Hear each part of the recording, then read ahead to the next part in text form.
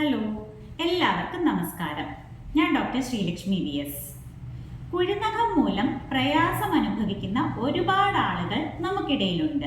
ഇന്ന് കുഴിനഖമുള്ളവർ ശ്രദ്ധിക്കേണ്ടതായ കുറച്ച് കാര്യങ്ങളും വീട്ടിൽ തന്നെ ചെയ്യാൻ പറ്റുന്ന കുറച്ച് റെമഡീസുമാണ് പറയുന്നത്. നമ്മുടെ നഖത്തിനുണ്ടാകുന്ന ഒരു ഫംഗൽ ഇൻഫെക്ഷനാണ് കുഴിനഖം.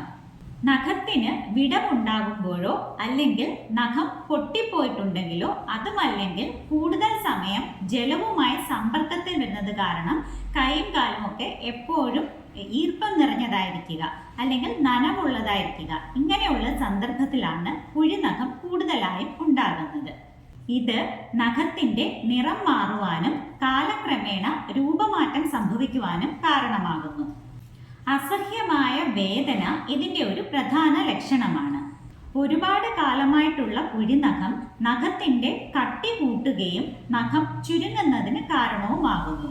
കൂടാതെ നഖം അഴുകുകയും ദുർഗന്ധം ഉണ്ടാകാൻ തുടങ്ങുകയും ചെയ്യും. ഇനി കുഴിനഖമുള്ളവർ ശ്രദ്ധിക്കേണ്ടതായ കുറച്ച് കാര്യങ്ങൾ പറയാം. നഖം സ്ട്രെയിറ്റ് ആയി മാത്രം വെട്ടുക. ത്വക്കിനോട് ചേർത്ത് ചരിച്ചു വെട്ടുന്നത് ഒഴിവാക്കുക.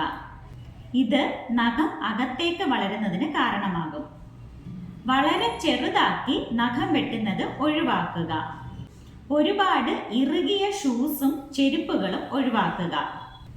കൈകാലുകളിൽ കൂടുതൽ സമയം ഈർപ്പമോ നനവോ നിൽക്കാതെ ശ്രദ്ധിക്കുക.